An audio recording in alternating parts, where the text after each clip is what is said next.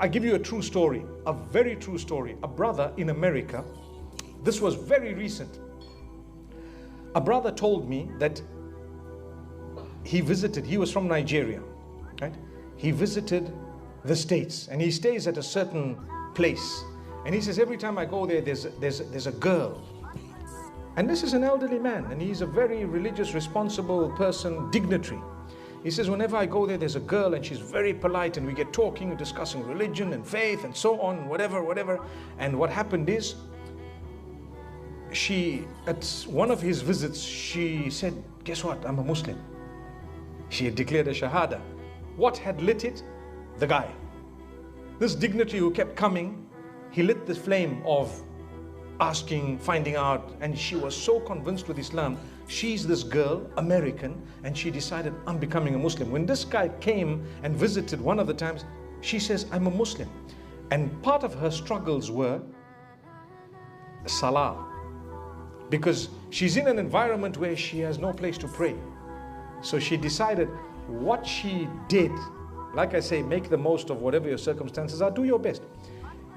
In her break, she would go under the flight of stairs in a dark corner and quickly dress and pray as quickly as she can and come out and back at the reception where she works. Every time she prayed, she hoped and prayed that no one saw her because it would be trouble. Anyway, this guy came back a third time and she says, guess what? Something amazing happened. What happened? She says, one day my boss actually came at that time when I was praying and I was saying to Allah, I forgot what I was trying to read in Salah, and saying, oh Allah, help me so he can't see me. He doesn't see me.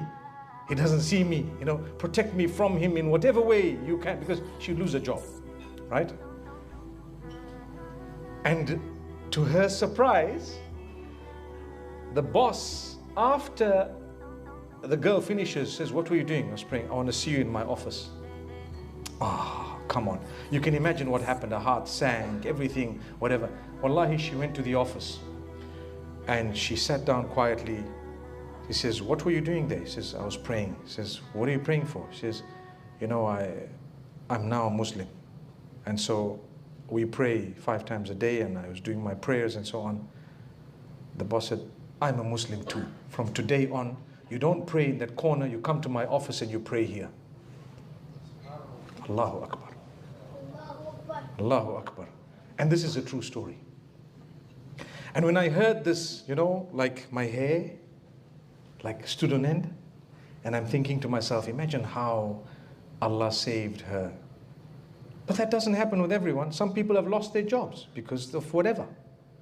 So what you could do is do the best given your circumstances with the